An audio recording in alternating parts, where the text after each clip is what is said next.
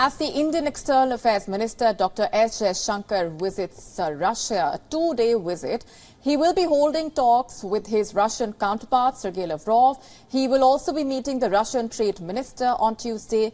This bilateral coming amid the war in Ukraine, and S. Jaishankar's visit is expected to finalize cooperation between India and Russia under various multilateral frameworks.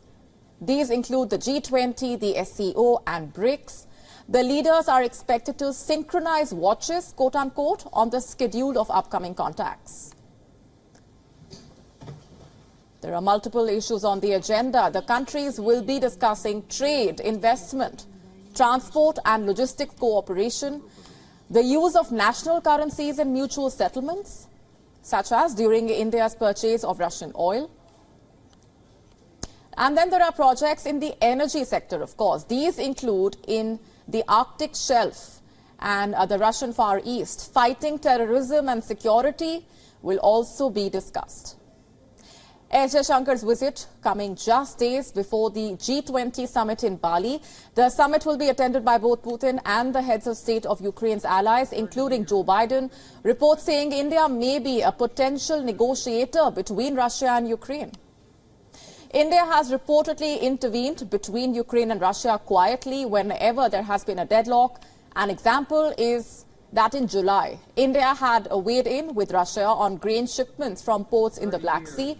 Reports also saying that the Indian Prime Minister Narendra Modi offered assistance on the peace talks during a call with the Ukrainian President Volodymyr Zelensky.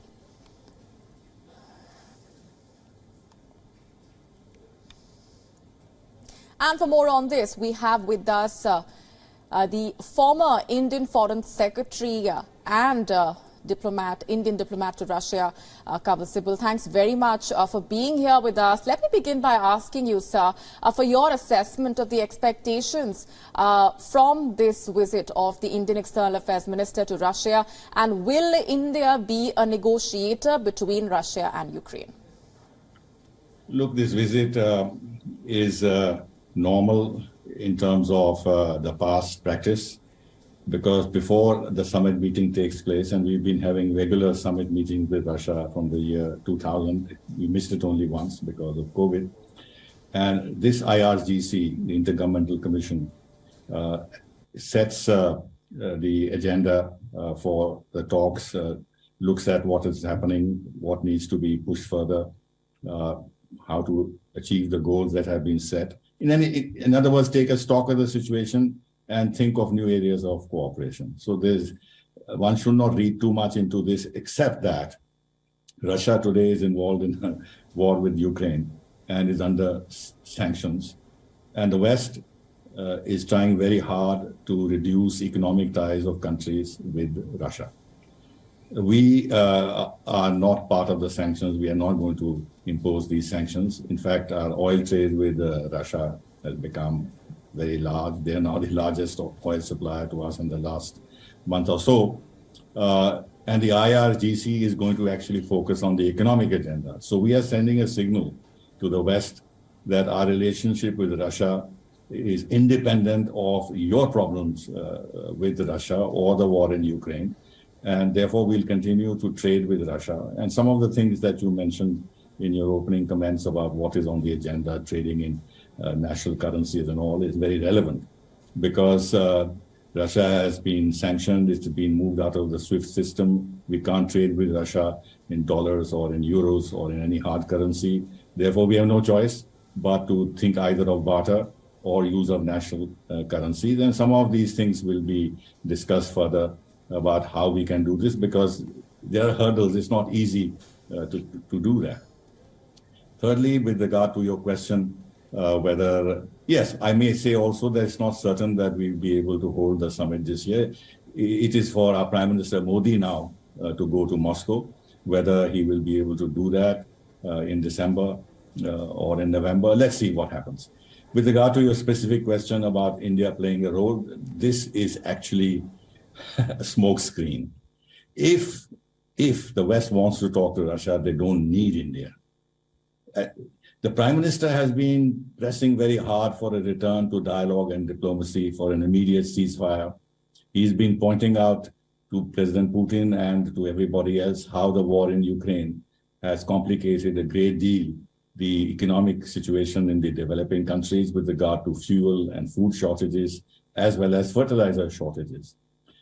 Therefore, India is in a way speaking for the global south and sensitizing the two parties.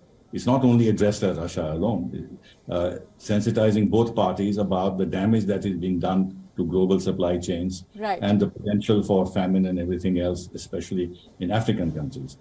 But from the West, there is absolutely no signal that they want to have any dialogue or return to diplomacy. Their answer is more sanctions and more arms to Ukraine. And they keep announcing that every other week.